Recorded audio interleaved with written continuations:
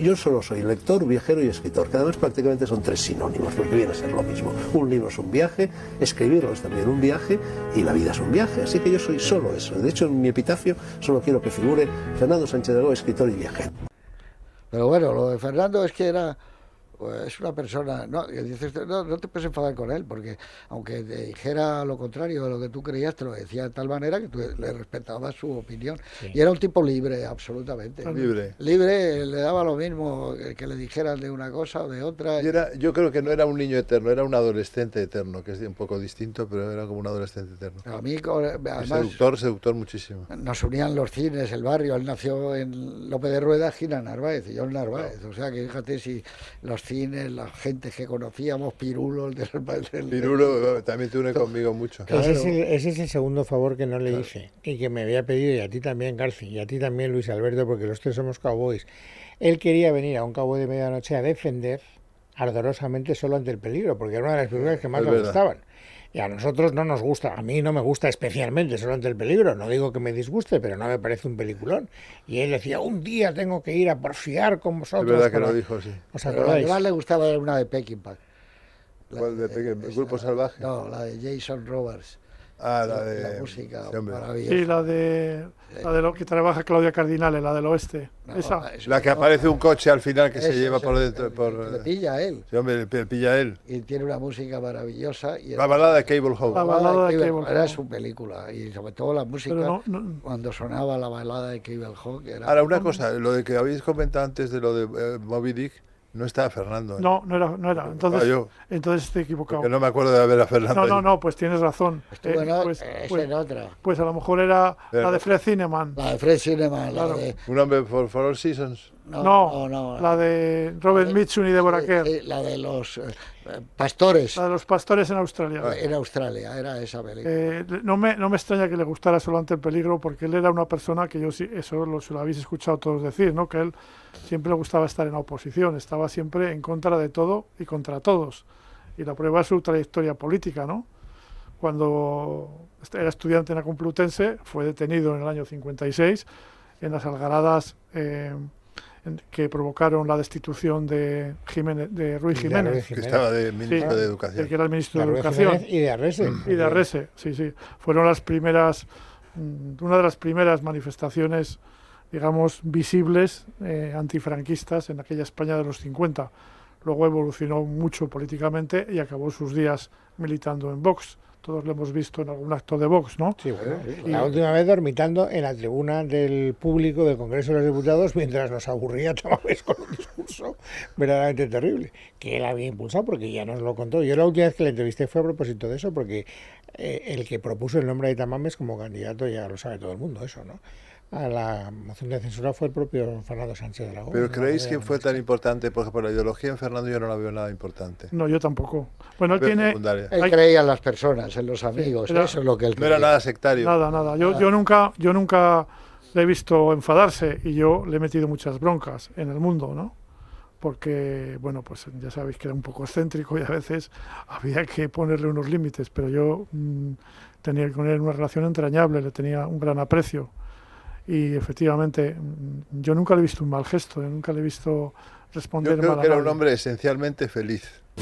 Gracias a la vida que me ha dado tanto. Por eso cuando tú has dicho, Luis Alberto, que era un hombre eminentemente feliz, un hombre enamorado de la vida, y entonces me ha venido inmediatamente esta canción que Ayanta me había dicho, es la que más me gusta. Y muy generoso. Por ejemplo, yo he estado varias veces en Castilfrío, donde ha fallecido, ¿no?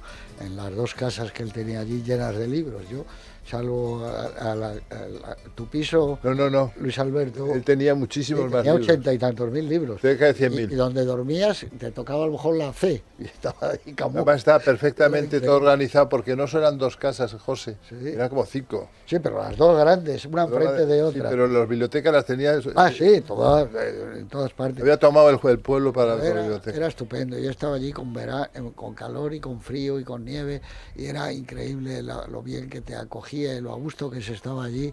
Y por ejemplo, esas cosas. Yo recuerdo un baño que nos dimos en una, ¿cómo se llama eso? En una sauna, en Nudo, que tenía él una sauna, tenía. Gistao él y yo. Entrando a la izquierda. Claro, y le dijimos, bueno, nos salimos porque vamos a ver un Madrid Atleti. Y él dijo, joder, pero ¿cómo podéis? Y le dije yo, pero si has sido socio del Madrid, no nos engañes a nosotros que te queremos, engáñale a la gente, pero tú has ido mucho al fútbol y es verdad que él iba. Y esas cosas, esos recuerdos que tienes, ¿no? Todo. Yo recuerdo, fíjate, lo que recuerdo mucho de la casa de Castilfrío es el embutido. Perdóname, Pedro, ahora no puedes tomarlo. Para un enfermo de ácido úrico no digas eso.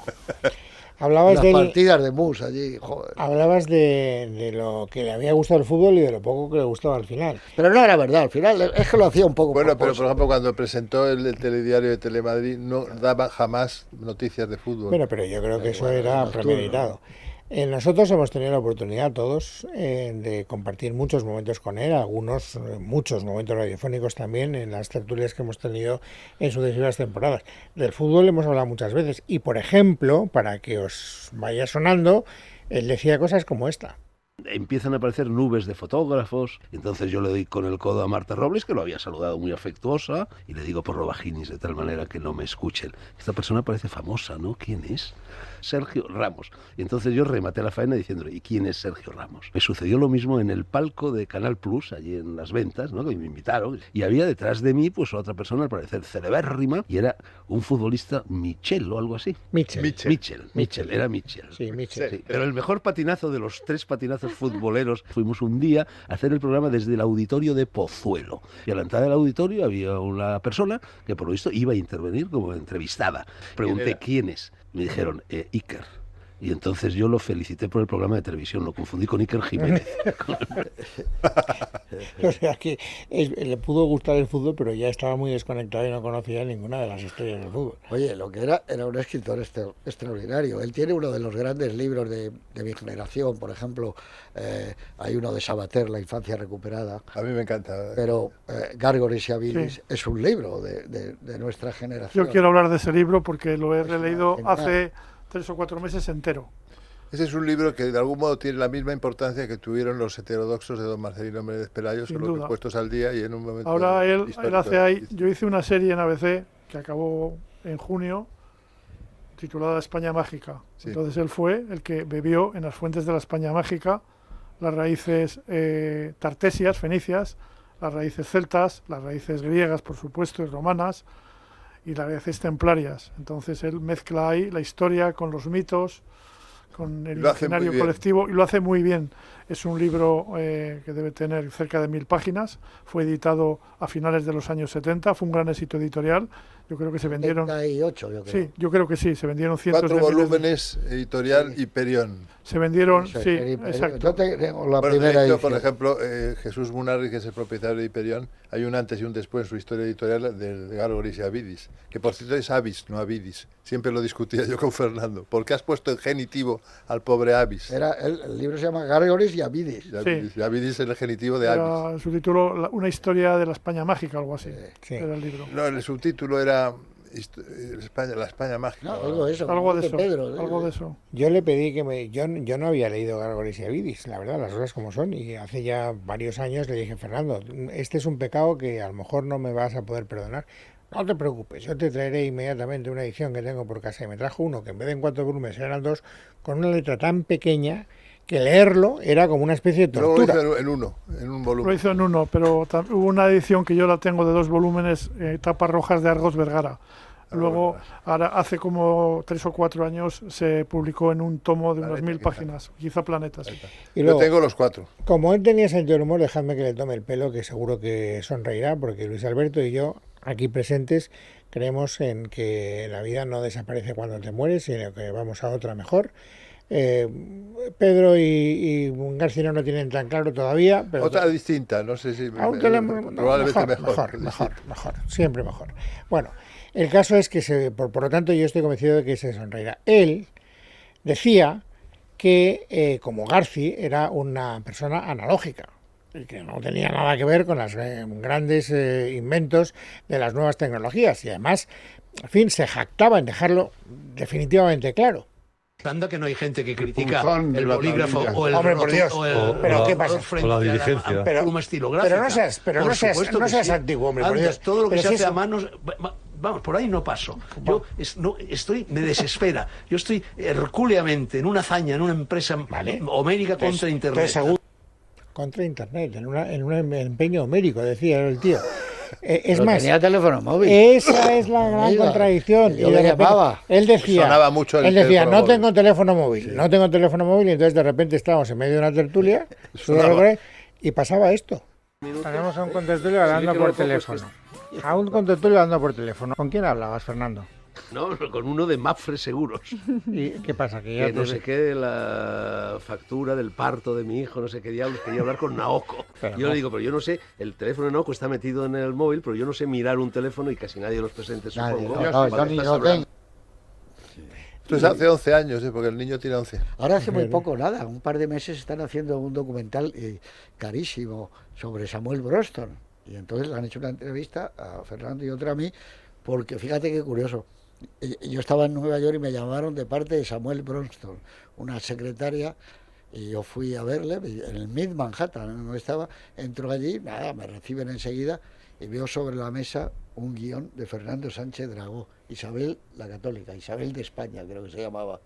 Y efectivamente, es que Bronston quería hacer otra vez el empeño de Isabel la Católica con un escritor español y con un director español, porque yo acababa de ganar lo del Oscar, estamos hablando de hace 40 años, y que estuviera Gil Parrondo, bueno, todo español. Y allí estuvimos hablando, me dio el guión, para que, como pasa siempre, luego se pierde, luego anda que no lo hemos hablado, Qué Fernando. pena, porque hubiera sido Fernando súper- no, era precioso el guión de Fernando. Y luego hemos estado en otros tinglaos juntos también de los del cine que nunca salen. Pero esto es porque escribía muy bien. Lo mismo un guión, yo la última vez le he presentado el último libro suyo, es un guión, que se lo presentamos hace nada, unos meses. Pero lo mismo una novela. Lo mismo las crónicas que podía hacer de toros en el mundo, las columnas, escribía muy bien. Fernando era un Y además escritor era un magnífico. tipo que no se le caían los anillos llamando a la gente, por ejemplo, para saber averiguar cosas que no sabía. Por ejemplo, el latín y el griego me llamaba continuamente a mí. Oye, ¿cómo se dicen? Y no hay ningún error si os fijáis en las columnas de latín y griego. Y él metía muchos latinajos. Es importante también subrayar su faceta como periodista, porque él Sí.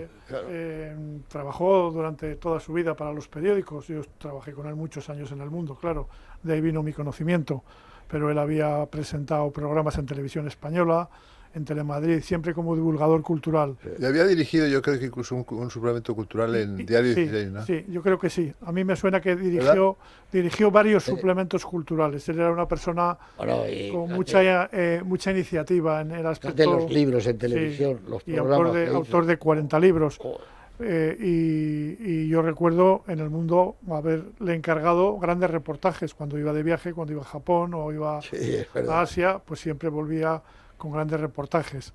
Y realmente él tenía alma de periodista, era un gran observador padre. de la realidad. Su padre había sido periodista, Sí. claro. Había dirigido una agencia de noticias deportivas, el padre de Fernando. Y él lo llevaba en la sangre también. Pero eran muchas cosas. O sea que, bueno, acordaos que él estuvo, que era muy difícil en esa época, ingresó en la escuela de cine.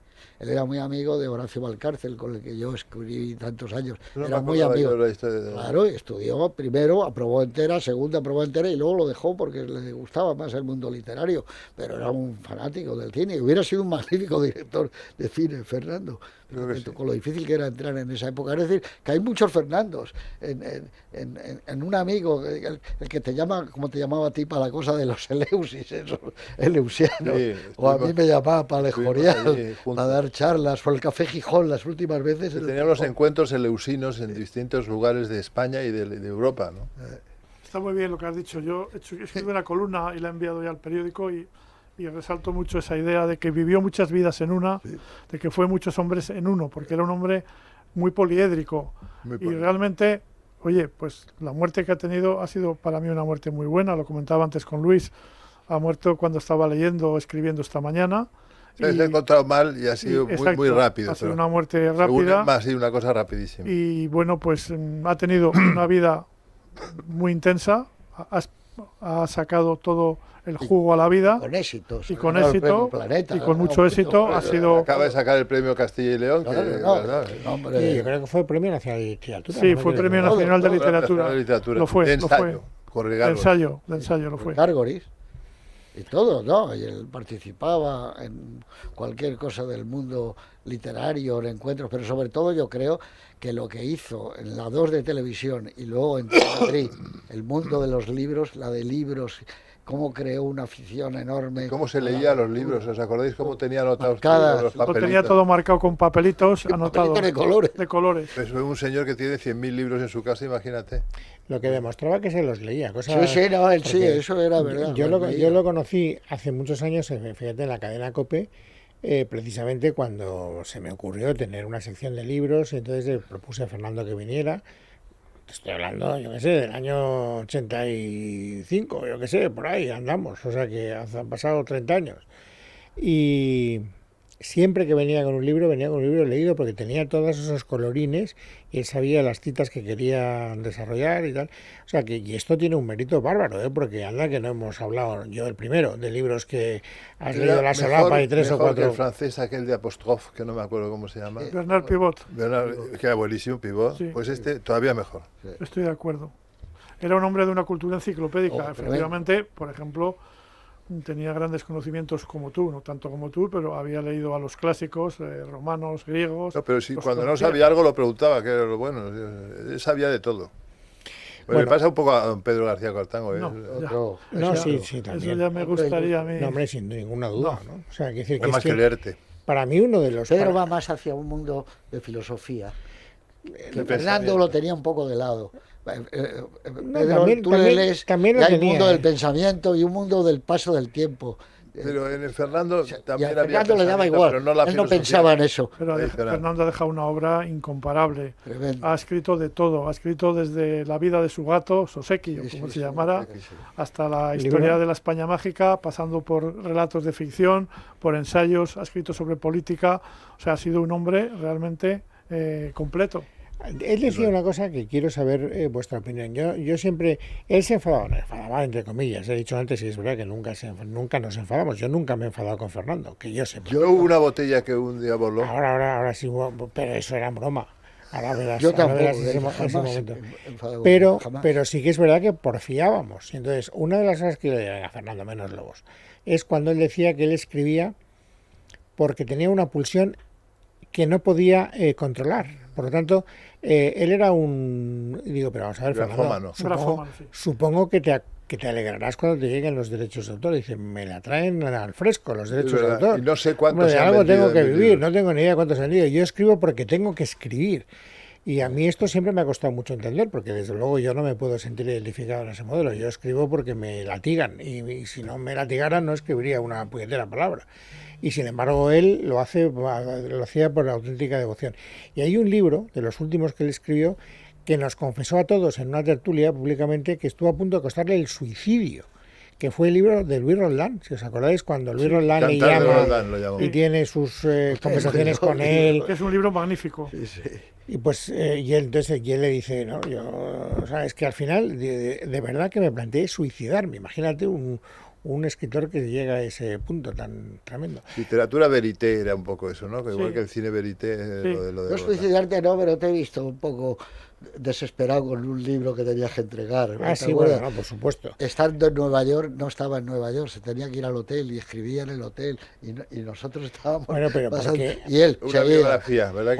Porque Fernando, como Pedro, tienen algo que tú y yo no tenemos, yo todavía menos que tú, que es la facilidad para escribir. O sea, Pedro a lo mejor le puede costar más saber de qué escribir, pero una vez que sabe de qué va a escribir, plumba, te saca una... Y Fernando era de una rapidez y de una eficacia. Todos vosotros tenéis facilidad para escribir. Yo sí tengo facilidad, yo puedo escribirte. Facilidad, no puedo decir tonterías. Era Gistau. Gistau hacía la crónica en 9 minutos, en 8 minutos. Sí. Yo he estado con él terminar de ver un partido de fútbol y decir, espera un momento.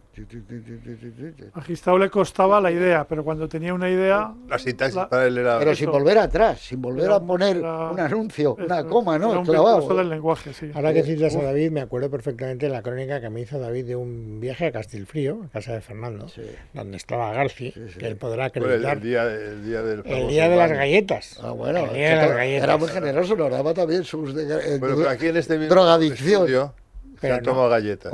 Pero galletas de María, Sí. seguro. sí, Yo he visto galletas aquí. Nos trajo una vez, sí, yo creo que sí. Pero yo me negaba. No, sí, aquí. Me tiraba Pero más es que hacia el propio David hacia lo contaba postre. que claro, que él ofrecía unas galletas que estaban muy buenas, que eran galletas de marihuana. Sí. Joder, Y claro, entonces- riquísimas. Y entonces que debían estar muy buenas, yo nunca las llegué a probar. Pero Bueno, eso y entonces estaba que ya- David decía, llegó un momento en que perdí completamente la noción No, de no. dónde estaba, de qué había Eso dicho. le gustaba mucho recordarlo a Fernando. No, exactamente lo que ocurrió fue que íbamos a cenar y ya nos sentamos a la mesa En Castilfrío. en casa de Fernando, en Castilfrío, y entonces bajó David diciendo, oye, perdonad que yo no vaya a cenar con vosotros, porque Romy no se encuentra bien, está un poco cansada y tal, y no vamos a cenar. Ah, estupendo. Y se subió y a los 50 segundos, no llegó ni al minuto, bajó, muy serio, y dijo, oye, perdonad, no, es que yo no voy a cenar porque Romy no se encuentra bien. Empezamos a mirarnos. Digo, pues ya lo acabas de decir. ¿Cómo? Joder, que acabas de decirnos que no vas a poder cenar porque Romy no está bien y tal. ¿Seguro? Claro, le dijimos, no, seguro, segurísimo, no te estamos tomando el pelo. Y es que le cogió dura la galleta y luego se subió, y cuando volvió a bajar, porque se había dormido Romy, dije, no cuentes ahora, lo mismo. Pero le No, gustaba, pero digamos, estaba un poco... No, le gustaba a así. Fernando le gustaba, digamos, experimentar los Joder. estados artificiales de la mente. Era un producto, ¿no?, de la cultura hippie de los años 60. Él estaba muy imbuido de todo Sobre eso. todo de ese tipo de drogas ese de alteración tipo de- un poco eso es, psíquica. eso es. Pero no, por ejemplo, él odiaba la cocaína, la odiaba, por ejemplo, la Sí, no, heroína. él por tomaba ejemplo. las galletas, esas eran Sí, estupendas. yo creo que llegaba hasta ahí poco más y luego también, en fin, le gustaba mucho también la No, exageración, la pero hipérbole. eran galletas como con sentido del humor. Estaba, se habían quedado después en la cocina y estaba recogiendo a la señora de la limpieza. Entonces dijo, pero no, vamos a llegar luego y esta señora va a decir que hay un dinosaurio en la cocina o algo de eso, porque se ha tomado aquí un par de galletas. Bueno, lo pasábamos muy bien. Era muy, muy aficionado a la hipérbole, sí, era muy... Nunca sabías, la verdad que Y para como ser dices tú, sincero... llevaba una bolsa, no Sí, que llevaba llevara una bolsa, partida, no, una bolsa. llevaba una bolsa y de hecho la comercializó. Hubo un momento que salían Sí, señor. un maletín con pastillas, las pastillas Sánchez Dragó, algo así, era impresionante. Llevaba una, Además, pero- Naoko era muy buena para esas sí, cosas. sí, llevaba una bolsa como con Ahora 100 pastillas de colores y decía, ahora me tengo que tomar estas 8. Era impresionante. Pero ya no sé, se me ha ido el hilo, no sé lo que quería decir. No, era una persona, digamos que para personas que no lo conocieran muy bien tenían un punto de excentricidad, porque vosotros lo sabréis, yo nunca he estado en Castilfrío, pero creo que efectivamente era verdad que teníais su ataúd y que él se metía en el ataúd y que Eso lo dormía y hacía dormitaba. también Y... Bela Lugosi. Sí, claro. Muy diferente. Ahora, él era muy amigo de otro personaje. Se nos están yendo gente que fue fundamental en nuestra cultura. Tono Escotado, por ejemplo. Ese era otro monstruo. Era íntimo amigo de Fernando. ¿eh? Incluso yo creo que la mujer de Escotado fue mujer de Fernando, etcétera. Y la verdad es que son de esas personas irrepetibles, ¿no? Sí, también Escotado tenía, vamos, yo también trabajé con él muchos años y tenían muchos paralelismos, ¿no? Yo creo que esa excentricidad, porque Escotado era también un excéntrico, ¿eh? Sí, lo era, lo era. Era un tipo difícil de tratar. Pero en cambio Fernando no. No, Fernando era mucho más afable. Fernando era simpático. Fernando era simpático Más complejo era y Escotado era más complejo, ¿no? Pero para un tipo interesantísimo también. Bueno, Fernando se ponía un poco el mundo por montera, no solo por lo que le gustaban los toros, que le encantaban, como todo el mundo sabe, y ha escrito algunas cosas de tauromaquia irrepetibles, sino también porque le importaba un rábano lo que pensaran de él. Es decir, y cuando él era objeto de cultivaba escándalo, incluso a sus incluso enemigos. yo creo que lo cultivaba un poco, aunque él decía que no, eso es verdad. Pero De hecho, hoy, por ejemplo, he oído algunas radios y algunas televisiones y algunas les han puesto a parir. ¿eh? Sí. Bueno, eso... Han recordado, pues, Lo cual a él le divertiría. han recordado le da episodios igual. que todos sabemos y que no vamos a hablar de ellos. Sí, pero que él hubiera hablado con toda naturalidad. Sí, Diciendo, pero yo no quiero hablar de ello, ¿no? Pero Haces bien. hubo momentos en que en el mundo hubo una presión fortísima para que Pedro J. lo despidiera, y la verdad que Pedro J. resistió esa presión, y yo fui de los que le dije que hubiera sido un disparate echarlo del periódico. Afortunadamente no triunfó la corrección política. Entre otras razones porque yo creo que estaba injustificado lo que se dijo de él era realmente no era verdad. Él nunca incurrió en el patetismo con ese tema, por ejemplo, jamás. Él es un tipo que estaba por encima del bien y el mal en el sentido Fernando nietzscheano. era una persona con la que uno se sentía a gusto, Sí. cómodo. Relajaba. Siempre, ¿verdad? siempre, incluso siempre. Ibas al cine, estupendo. Ibas a cenar, estupendo. Estabas tomando una copa, siempre. Siempre era, Estabas a gusto. Era una persona... paseando incluso. Paseando. Tú recordabas antes, Luis Alberto, el momento... es verdad que cuando cogía la hebra El no paraba, botellazo. no paraba. Tú recordabas el momento del botellazo. Cuando el botellazo se hizo viral en su momento, cuando todavía no creéis, pero no había manera de callarle. Y entonces, ¿tú te acuerdas del botellazo? Sí. Bueno, pues es otro guiño, digamos, del sentido del humor para que allí donde está Fernando sonría y recuerde aquel momento. Y cuando se eligió el nombre del chico, ¿te acuerdas? De Aquela. Sí. Si es niña, no lo tengo, y le dije yo, Minea, que a él le gustaba mucho, si no el egipcio como a mí. Y dije, es verdad, Minea. Bueno, pues si es chica, Minea, y si es chico, y entonces dijo, Aquela, que me gusta mucho Aquela, y fue chico, Aquela. Estábamos en el programa de radio en directo. Aquí en la Recordar lo del botellazo. Es Radio. Servicios informativos. Bueno, Fernando Sánchez Dragón, me cago en la leche puñetera, coño. Esto es maltrato. Pues hombre, claro. ¿Cómo se llama? Mobbing. Maltrato a un Esto es colaborador. mobbing. Esto es como lo del alcalde de Ponferrada. Ponferrada. Estás Ah, peor dice- que en el cole, oye, papá. tiene por el amor de testigos, Dios. ¿eh? Las Estaba noticias. hablando de otra ópera de Oye, pero Pachifa. que no habléis ahora. Puede denunciarlo, ¿eh? Pero ya está acostumbrado, ¿no? Yo qué vamos a decir lo que hemos Javier, visto. no, que cuenta noticias. Javier López Tofiño. No es noticia que Luis Herrero arroje una botella de agua llena a uno de sus Pero he contertulios. apuntado al hombro. Y la vez le muerde, apuntado y como al perro. Para que veas. Claro, Javier, pero decía Luis, le he tirado. he apuntado al hombro porque era verdad, no disparé a dar. Pero bueno, se lo tomaba todo con sentido de Estábamos humor, tú y yo, por lo era menos todo estábamos. divertido. Ahora enseguida nos contará Carmen Arreaza, ahora tenemos que hacer una apuesta publicitaria obligatoria y ahora nos contará Carmen Arreaza cómo se le está recordando en las redes sociales, porque hablabais de las cosas que están diciendo de él. Hemos hecho una selección, las cosas más ingratas, ya digo abiertamente que le he pedido a Carmen que no quiero ni saberlas, porque en las redes sociales hay de todo, pero se le está recordando también con mucho cariño. Bueno, es que Fernando se ha volcado con Aquela, porque Fernando tenía un cierto remordimiento por el hecho de... Él era consciente de que iba a dejar a Aquela muy joven, porque tenía una edad, él era consciente de que, pues claro, el hecho biológico nos afecta a todos, y que por lo tanto, pues Aquela se iba a quedar huérfano de padre jovencito, lo más tarde posible. Desde luego él no tenía ninguna intención de morirse, le gustaba la vida más que un tonto un lápiz, y se agarraba a ella con las dos manos. Pero al final, fíjate, Aquela tiene 12 años, ¿no? 10. 10 años, pero 10 años vividos cumplido. muy cerca de él. O sea que Es el único él hijo que ha ejerció estado una, con él de una manera paternidad intensísima y siempre hablaba de él y siempre estaba con él y leía con él y escribía con él. O sea que ha tenido durante 10 años un Será tutor verdad maravilloso. lo que dice Luis Alberto, va a ser un gran escritor, seguro. Yo creo que sí. Ya, Fíjate. ya. ¿A qué le va a dar que hablar? Yo creo que le había estimulado mucho, aparte como hijo, como niño. Te compartí hace unos meses ya unas imágenes del propio Aquela, que había hecho acopio de libros por casa y había salido con un colega, con un amigo, a venderlo por allí, por Castilfrío, para hacer unos ahorrillos para cualquier proyecto que tuviera. Fíjate los O que sea que es tenía un ahí. niño Lo que tenía muy, 100.000, muy podía haber. espabilado. Yo creo que sí. 60.000 Y ahora, libros. Llegaba a 100.000. ¿Y ahora qué va a pasar con esos libros, Luis Alberto? ¿Tú sabes, él alguna vez se planteó qué pasaría Hacer una después? fundación, por ejemplo, no sé si lo planteo, yo creo que no. O Yo lo le he cede a preguntado Soria, algunas veces. igual lo cede. Él no era bibliófilo, quiero decir, son libros de aluvión, pero son 100.000 libros. ¿No crees tú? Igual lo dejas en Soria, o sea... Lo dejarán a la Diputación o algo así, no sé.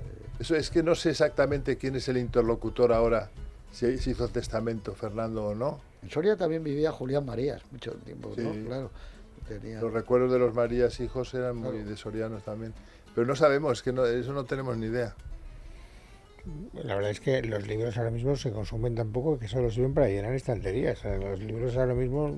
Así es, la verdad que dejar una gran biblioteca es un problema para tus hijos. Lo ideal es que esa biblioteca no se fragmentara y que fuera la biblioteca de Sánchez Dragó. Lo sé por experiencia porque he sido a veces, digamos, albacea de gente que ha dejado grandes bibliotecas, que he hecho gestiones para colocárselas a instituciones y no quieren. Ya no lo quiere nadie. Que no quieren. Pero aunque los regales. Por ejemplo, un ejemplo, la mayor biblioteca privada del mundo de hebreo está en Miranda, era de Manuel Cantera. Hombre, Cantera. Era primo segundo de mi abuelo. De hebreo. Catedrático de hebreo, fue el de la Biblia Cantera. Hay una biblioteca en la Fundación Cantera impresionante. Él fue el que fundó la revista Sefarad. Bueno, pues yo contacté con la revista, con la Embajada de Israel, con la Comunidad de Madrid, a ver si alguien se hacía cargo. Nadie quería el libro de Cantera. Y eso hay incunables, hay textos que son valiosísimos y nadie los quiere tener. Es que 100.000 libros es la Cuesta Bollano 2 veces. Entero. Muchísimos, son muchísimos. ¿Sabes lo que son 100.000 libros? Yo sé lo que son 50. Tú tienes 60 y algo, ¿no? No, 50. Bueno, 50 y alguna vez, Luis Alberto, yo le he oído reconocer que no sabe lo que va a pasar con esos libros una vez que... Pero lo que sí he reconocido siempre es que por lo menos mis dos hijos son muy aficionados, les encanta. Otra cosa es que puedan conservarlos o no, pero por lo menos les gusta. Qué horrible es cuando tú te encuentras con un libro que has dedicado en Moyano, tú, y que lo han vendido. Yo me he encontrado muchas veces. ¿Qué te ha pasado? Claro. Pero incluso de gente que me había rogado que le regalara el libro. Por favor, regálame el libro. Iba a vender este. Y luego el día siguiente lo vendía. Sí. Vamos, lo vendía por una peseta. Los libros dedicados se venden por más precio que los no dedicados. Te digo yo que sí, ¿no? Si tienes un libro dedicado, una buena dedicatoria de García Márquez, de 100 años de soledad, personal. Bueno, imagínate. Claro. Ahora, los poetas tenemos tanta costumbre de regalar libros que realmente casi todos están dedicados. Entonces, poner lo mismo en todo. Juan Ramón Jiménez, los primeros libros de Juan Ramón Jiménez hay un 95% que están dedicados, luego ya pierde también. Oye, una cosa que no hemos hablado de Fernando y que yo desconozco además, ¿a él le gustaba beber? Quiero decir... Sí, tomaba sus copas. Sí, pero no... Pero no especialmente. No, alcohólico. O sea, quiero decir... pero eso bebía, pero... Era por una copa, pero vamos, nada más. No, bebía, normal. Oye, la noche viene de beber, pues se tomaba sus whiskies... Pero no tenía una bebida predilecta, a eso me refiero. Yo creo que whisky, ¿eh? Sí, yo lo he visto siempre tomar whisky. Sí. Siempre... Pues un whisky.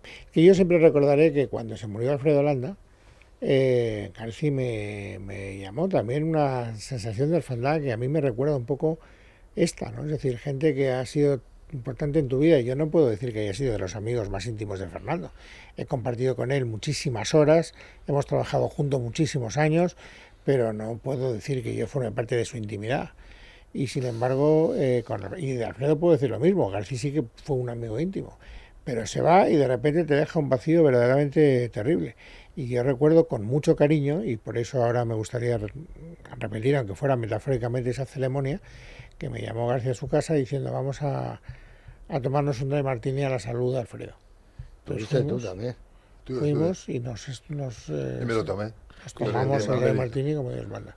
Así que lo que podemos hacer por Fernando, aparte de haber dedicado esta hora de tertulia desenfadada, desvertebrada, como a él le gustaban las cosas, es eso, coger un whisky y brindar por él. Y... por los muchos Fernandos, porque no hay uno solo, hay muchos Fernandos, y todos estupendos, y todos, no sé, porque además era un hombre divertido. Ahora, yo no sé si es un problema mío también de edad, yo cada vez veo gente más pesada, gente que insiste aunque le digas que sí. Y Fernando no era tremendo. Sí, sí. Y Fernando era divertido. Y era muy simpático. Era alegre estar con él. Transmitía alegría y felicidad.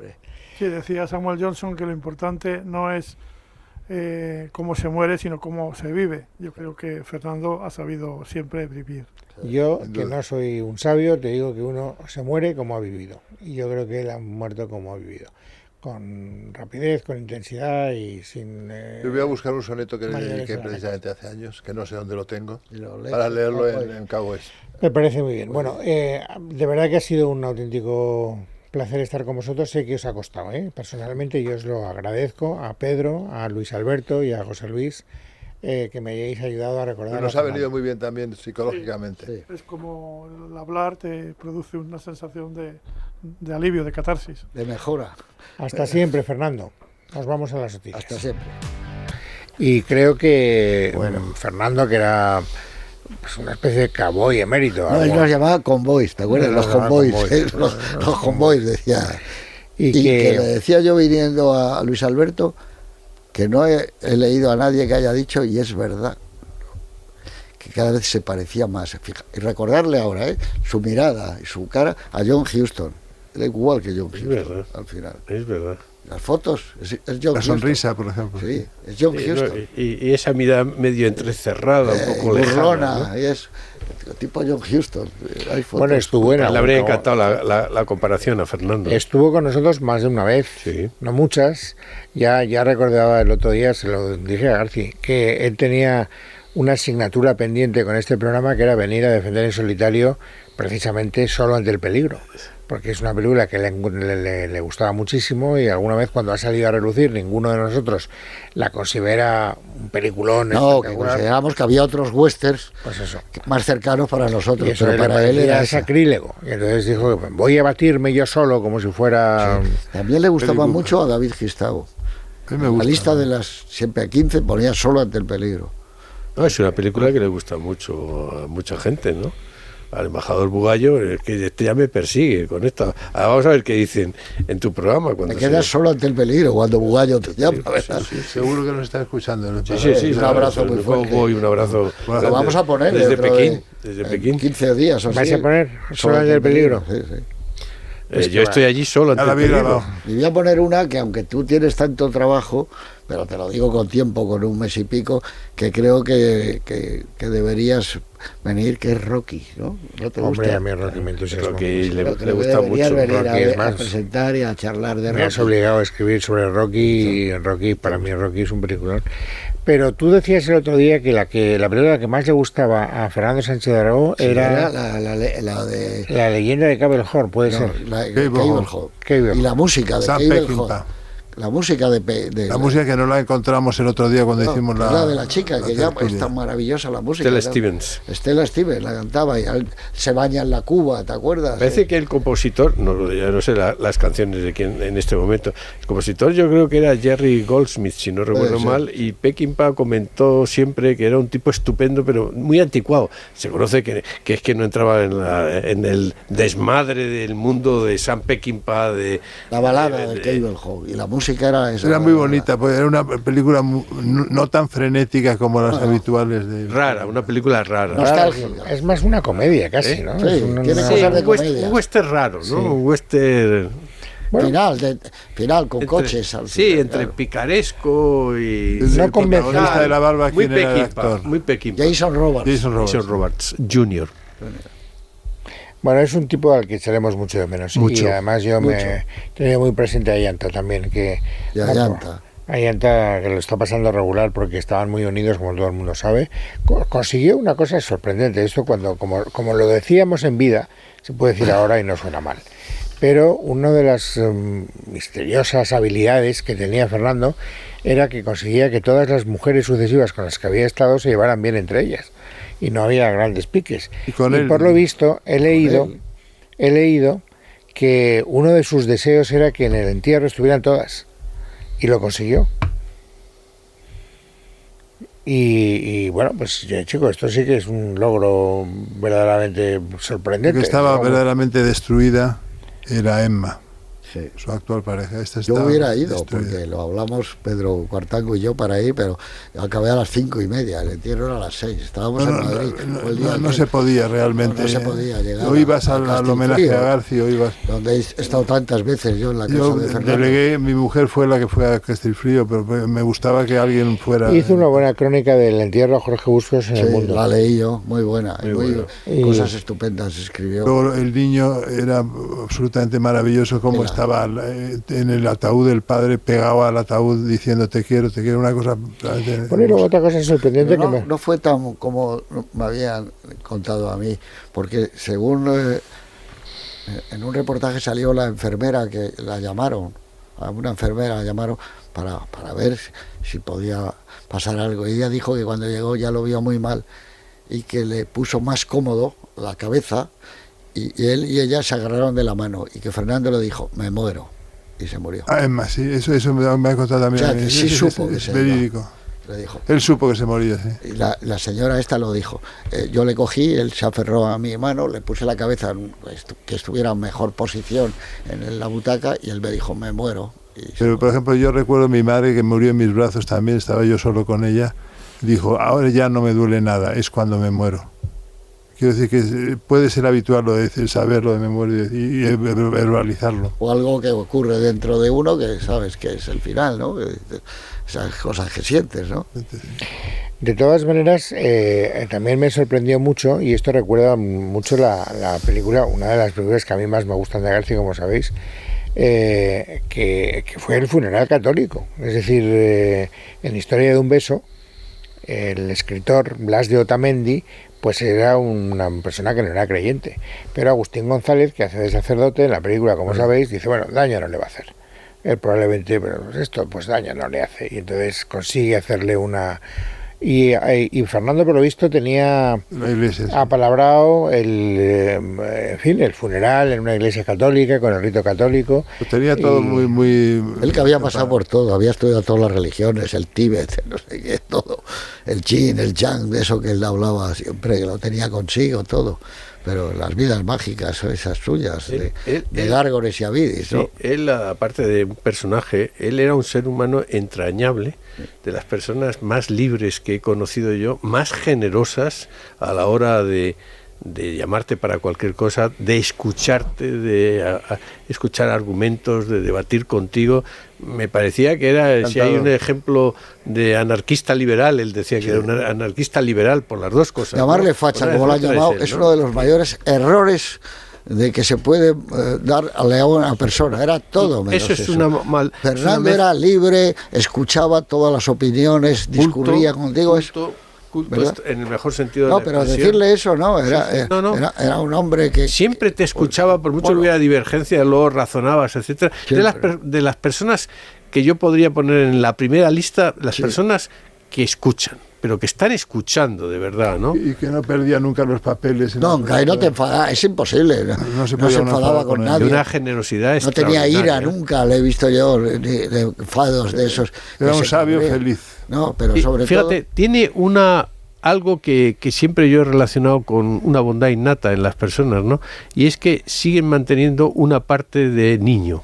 Es decir, a Trifó le pasaba y a Fernando le pasaba. Es decir, veías que a veces decía, es que es muy ingenuo. Es que ha guardado algo muy precioso para los que tenemos sentimientos espirituales o cristianos, de bondad, de la bondad del niño. De la bondad del niño que todavía no tiene maldad, ¿no? Que ha crecido bien. Y ese aspecto de niño, no de Peter Pan, de niño, de bondad infantil en el mejor sentido de estar abierto al mundo, lo tenía Fernando, lo tenía Trifó y lo tienen muy pocas personas. Lo de dejar que los niños se acerquen a mí es evidente. Sí. Pero yo creo que hay una mezcla, Eduardo, de niño eterno, de puera eternus, y también de adolescente eterno. Sí, eso ya es otra faceta. Otra faceta también suya. Sí, sí. Pero era un encanto estar con él. Sí, la suya siempre era creativa, divertida, pero daba lo mismo que hablaras de toros, que hablaras de cine, que de libros, y bueno, y él entendía que a ti te gustara el fútbol, ¿por qué no?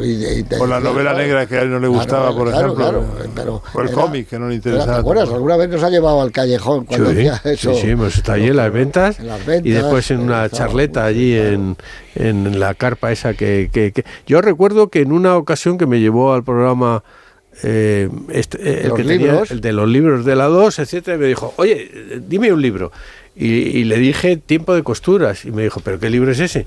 Y dije, pues mira, es de una escritora debutante que me gusta mucho, realmente se lo compré a mi mujer, y me dijo, lo voy a leer.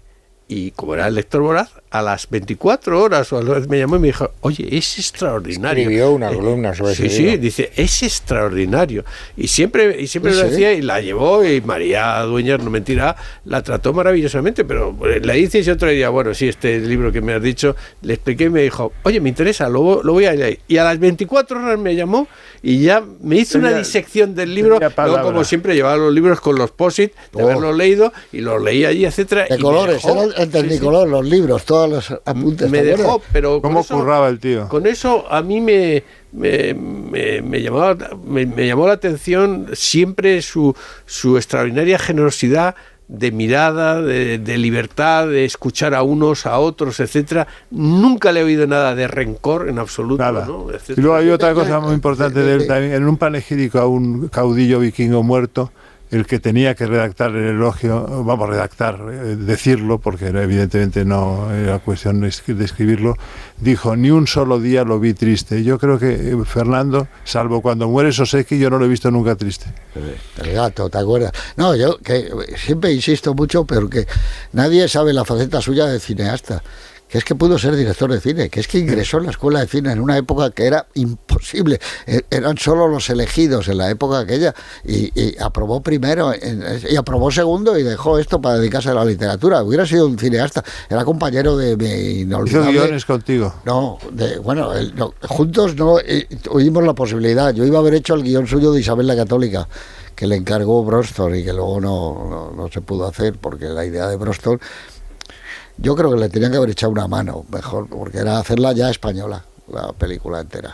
Entonces, el director español, que era yo, porque acababa de ganar el premio de la Academia, un tipo de prestigio que era Fernando, Garrigón Xiavidis, todo eso, Gil Parrondo, el decorador y el tal, no sé qué, coger un equipo español y que el gobierno español ahí pusiera algo de dinero, ¿no? Con Glenda Jackson, que era la única que iba a ser la protagonista. Pero bueno, no, luego estaba en 2 o 3 operaciones para haber estado haciendo cosas, una muy reciente que sabe Eduardo, pero no, que es que él era con Horacio Valcárcel, compañero, y él hubiera sido un director estupendo, pero le gustaba muchísimo el cine, sí, y tenía una pasión. Lo que pasa es que se iba por otros sitios. Él dijo: no, yo me dedico más a escribir. Y es un escritor extraordinario, Fernando. Sin duda. Garrigón Xiavidis es uno de los libros, como os dije yo el otro día, para mí, como La infancia recuperada de Sabater, de mi generación. Un libro extraordinario. Una riqueza estilística formidable, se escribe muy bien.